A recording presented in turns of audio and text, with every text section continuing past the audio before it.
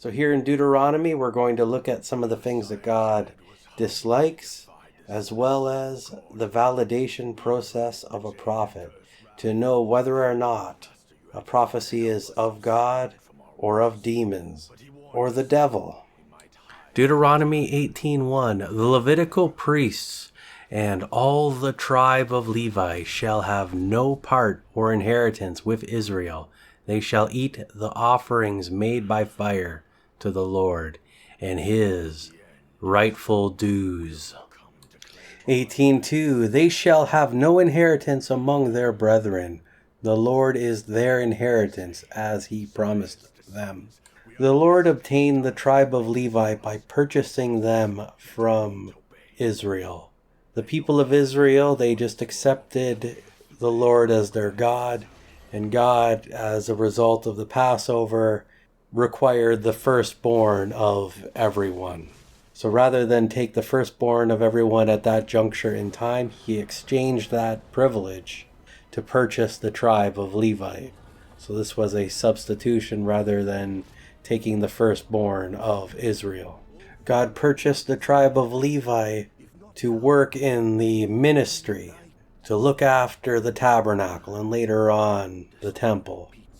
So I don't know if this was the cause of or simply a parallel event, but the Levites would not be receiving inheritance when it came to the land as the other tribes would. They would receive some cities here and there, but they would not receive the large swaths of land that the other tribes would be receiving. So in one way, they are kind of dependent on the rest of Israel for their livelihood. As the Levites work in the ministry and the different offerings are made to the Lord, a certain portion goes to them and they are able to consume that. This is one of the ways that they are sustained despite not inheriting all the land like the other tribes. Deuteronomy 18:3, and this shall be the priest due from the people, from those who offer as sacrifice, whether it be ox or sheep, they shall give to the priest the shoulder and the 2 cheeks and the stomach. 18:4, the first fruits of your grain, of your new wine and your oil, and the first or best of the fleece of your sheep, you shall give the priest. So all the priests are of the tribe of Levi, but not everybody in the tribe of Levi is a priest. The priestly line are the descendants of Aaron, but the Levites, they are their assistants. And if they are helping out, it would make sense that they would receive a portion as well. There are many different categories of offerings that are being made. Some of them are required for certain events. Other ones are required to make things right. And some are free will offerings, those that are not commanded, but are done willingly. The priest typically receives a portion of these offerings, and we have some examples right here with the ox and the sheep and oil and the wine. But in the book of Leviticus, there's quite a few more, because there's quite a few different animals that can be offered, and there's quite a few different types of offerings. And that's just looking at animals. And there's other ones as far as grains go and how they are to be offered. So the priest receives a portion of these offerings, and that helps sustain the priest. And it helps sustain the Levites by extension of that. Deuteronomy 18:5, for the Lord your God has chosen him out of all your tribes to stand to minister in the name and presence of the Lord, him and his sons forever. So the Levites have a special position. They're not to be doing the same thing as everybody else. They're not supposed to be making lots of money, taking over territory, and doing that kind of stuff. They have a position where they look after the things of the Lord. They minister to the Lord. They look after the tabernacle. Of course, down the road, the temple. This position is one that is to go on from generation to generation, that they maintain this position. Deuteronomy 18:6, And if a Levite comes from any of your towns out of all Israel, where he is a temporary resident, he may come whenever he desires to the sanctuary, the place the Lord will choose. So up until this point, the Israelites have been on their journey, and the Levites, they have been looking after the tabernacle. There's different factions of the Levites, and they had different roles, but they were looking after the tabernacle. It probably didn't take all of them to do the amount of work that needed to be done, but it was definitely a lot more than Aaron and his sons could look after. But once they enter into the promised land, they don't need to be so close to the tabernacle anymore. There's definitely going to need to be a group of them that look after the things that need to be looked after, but the rest of them don't need to be right there in auxiliary. And we saw before that they aren't going to have inheritance of land, but they are going to have inheritance of cities. So they will be dispersed over different cities, and some of those cities will be special cities. They'll be the cities of refuge, and that's just kind of how the Levites are going to be. But sometimes they're going to be called by the Lord, or maybe they'll get a desire from within, and they want to be in the vicinity of the sanctuary. So the idea here is that if that happens, that they can go and do that. They can go participate in the things of the tabernacle, and later on, the temple. This is just one of the special things about the tribe of Levi. Deuteronomy 18:7.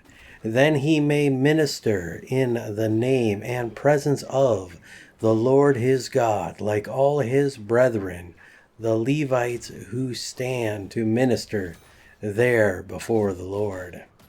So the Levites were the only ones allowed to work in and about the sanctuary. So this person here, they can go and they can do that. It is part of the role assigned to them by being purchased by the Lord and being a member of the tribe of Levi. Deuteronomy 18:8. They shall have equal proportion to eat besides what may come of the sale of his patrimony. So the Levite is still supposed to be looked after even if he is not participating in the direct servitude of the Lord when it comes to the sanctuary. At the same time, if he does have possession, let's say he's in the city and he's got his own thing to look after, well, he can do with that what he needs to, right? A second source of income per se. Deuteronomy 18:9. When you come into the land which the Lord your God gives you, you shall not learn to follow the abominable practices of these nations. I don't know how many times we've been warned about this already, but we keep being warned again and again and again and again and again and again and again and again and again, because this is important. And there is a temptation of evil for the Israelites to do these evil, abominable things that the people that are in the land are doing. They can't be doing that stuff. Although it doesn't matter how many times they're warned, because we know the future, because we can read further in the book and see how much they failed at doing this. But it is something that Moses really stressed, and the Lord really stressed the importance of not doing these things, because the wages of sin are death. Deuteronomy 18:10. There shall not be found among you anyone who makes his son or daughter pass through the fire, or who uses divination, or a soothsayer, or an augur, or a sorcerer. 18:11. Or a charmer, or a medium, or a wizard, or a necromancer. So when it comes to making the daughter or the son pass through the fire, this was a process that the pagans would do. They would have this altar. They would build a great big fire. They'd heat it up, get it really, really hot. And then they would take their child and they would set it on this altar, and it would be consumed by the flame. So not only was this human sacrifice, but it was child sacrifice. Now maybe they did this because the child was undesirable. We often do that today in our modern way that we pretend is cleaner. But it could also be that they believed that they would receive some sort of power or gift, or maybe it would affect the weather in a favorable way. Who knows what it is that they believed, but they thought they might gain something from this. Now our next item is divination. Divination or divining is the process of predicting the future. The conventional mainstream belief is that this stuff is totally ineffective and without any form of merit. It doesn't explicitly say that here, but that's generally the direction to lean. But there are forces outside of our conventional perception of space-time, such as demons or fallen angels, that might have an impact and could perhaps lead to better outcomes than random chance. How else do you explain how people do these things back then and even today? So now we have a list of some of these different practitioners of the dark arts. First, we have the soothsayer, which is essentially a form of fortune teller. There are many different ways of doing fortune telling. Perhaps cards are used, or palm reading, or looking to the stars, doing the horoscopes, whatever it may be. In the King James, they use the term observer of time. Then we have the augur, which is somebody that looks for omens. They look in nature, they look at things, and they perceive things depending on what they see or what they don't see. In the King James, they use the term enchanter, which typically also implies the idea of placing somebody under a spell. Then we have the sorcerer, which in the King James uses the word witch. And typically a witch is a female practitioner of the dark arts. Perhaps they do rituals, seances, whatever it may be. Then we have the charmer. Now the charmer is probably very similar to the enchanter, but typically the charmer is thought of more as somebody that is just manipulative and controlling that way. That maybe they appear one way, but they have devious thoughts or plans behind the scenes and manipulate outcomes through their charm or wit, or manipulation even. The medium, or in the King James, the consulter of familiar spirits, is somebody that has a relationship with said spirit, that spirit being either a demon or a fallen angel, something outside of conventional space-time. And through their relationship with this entity, they are able to collect information that they would not normally be able to possess. The wizard is the male practitioner of the dark arts. The necromancer is one that communicates with the dead. This stuff is quite fascinating, and there's a video that I saw many years ago in the Prophecy Club featuring Stephen Dollins. He's an ex-satanic priest, and he explains how all these things work mechanically. So if you want to learn more about it, I would recommend that video on it. But typically these things are dangerous to even entertain to a certain extent, especially to the unsaved. Deuteronomy 18:12. For all who do these things are an abomination to the Lord. And it is because of these abominable practices that the Lord your God is driving them out before you. We have seen many different heresies here, and God does not want his people doing these things. And this is why he's driving them out of the land. Does this mean that if they weren't doing all these things, that they could have dwelled together? I don't know. It's quite interesting, though. But in order to keep the Israelites from practicing these things, they had to remove these people from the land so that they would not be corrupted by them. Deuteronomy 18:13. You shall be blameless and absolutely true to the Lord your God. There is a big difference between being blameless and being innocent. Innocent is simply not guilty, that the thing was not done. Whereas blameless is one step further, that the person cannot even be accused of doing these things, accused of doing the crime. And that's what God desires. He doesn't want you to just be innocent. He wants you to be blameless, that you can't even be accused of these things. or in this case, the Israelites. Deuteronomy 18:14, for these nations whom you shall dispossess, listen to soothsayers and diviners. But as for you, the Lord your God has not allowed you to do so. It would be kind of ridiculous if Israel kicked these people out because of their practices, then simply did the same thing. That would look really bad on Israel. That would look bad on God. So they can't even fool around with these things. If the people that were dispossessed find out that Israel was doing the same stuff they were doing, they would just wonder what's going on. What about that moral high ground? Why did you have to kick us out of the land? Could we not have been here together? We were doing the same things. Israel needed to be separate and distinct and different from those around them in order to bring forth the Savior.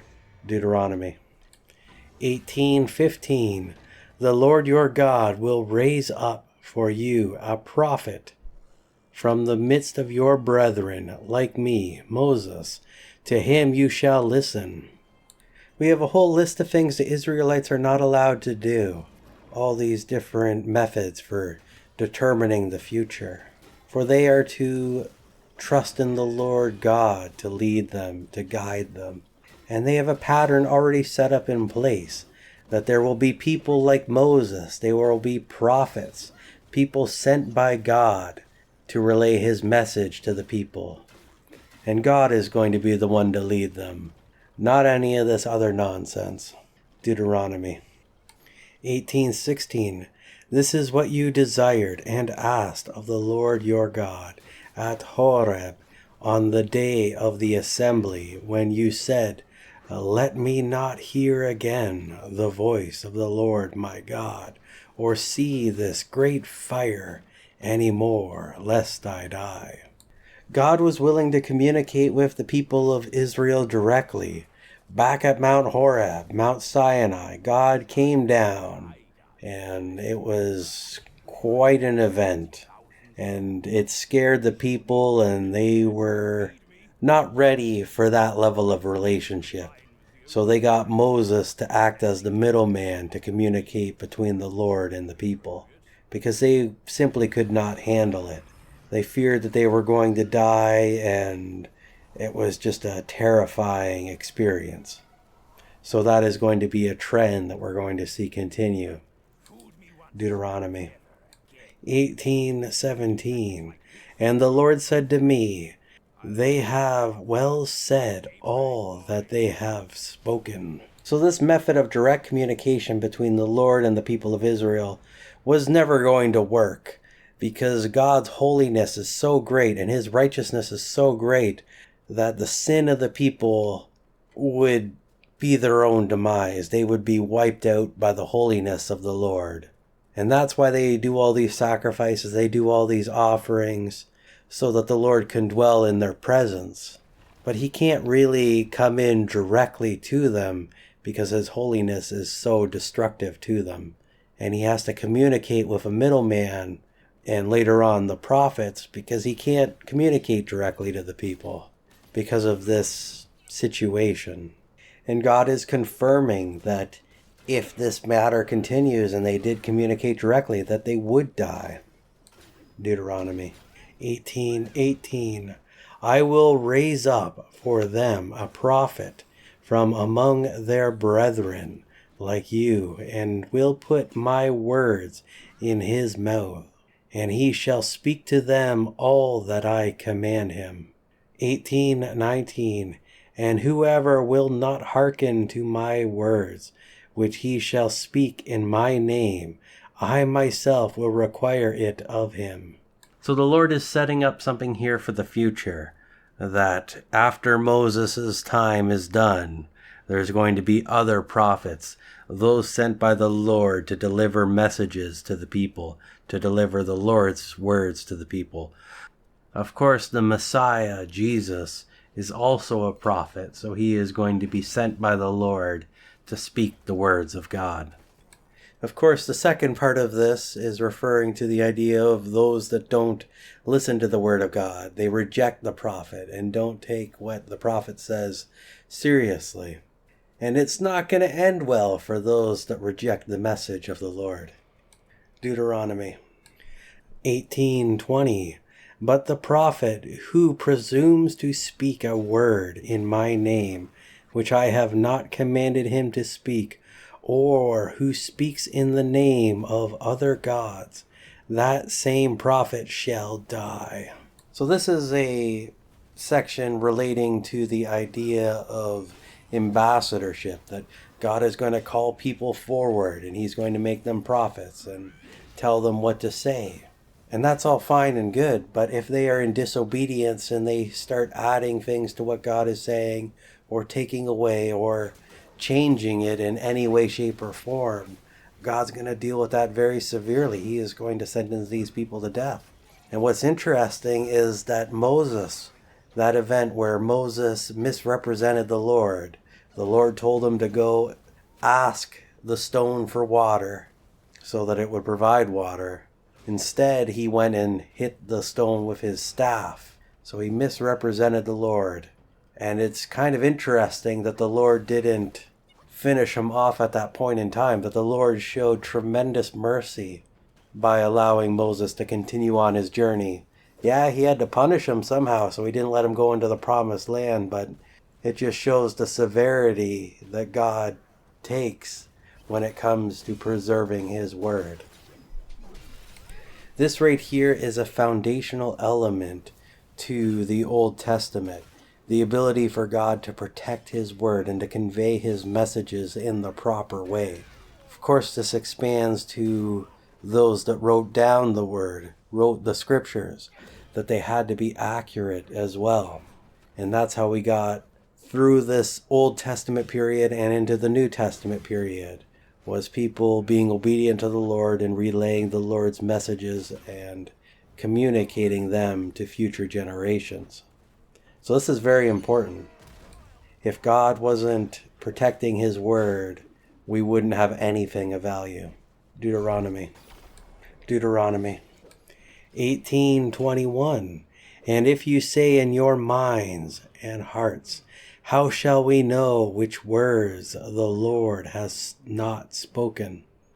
18:22. When a prophet speaks in the name of the Lord, if the word does not come to pass or prove true, that is a word which the Lord has not spoken. The prophet has spoken it presumptuously. You shall not be afraid of him. So here we have the test of the prophet, and it's quite simple. If the prophet prophesies things that occur with 100% accuracy and makes no mistakes, then he is indeed a prophet. But if anything falls short, he is sentenced to death. So there's no joking around with this. Now, the way that this would work is that a prophet would receive prophecies of things that would occur in their own lifetime. So maybe they would have 5 or 6 prophecies of things that would happen maybe so many months out or a couple years out, things that could be verified in their lifetimes. And then they would also receive prophecies that would come true later on, maybe 20 years later, 50 years later, or 1,000 years after they are no longer alive. So by verifying the ones that come true in the short term, they can verify the authenticity of the prophet, and then the future prophecies would be confirmed as valid as well. For instance, when the Messiah came, there was many prophecies of his coming, but the prophets that made those prophecies have been dead for hundreds or maybe even thousands of years. That's the system anyway. This whole system is predicated on the Lord having knowledge of the future before it happens, and granting that knowledge to the prophets to show that God is outside the space-time continuum.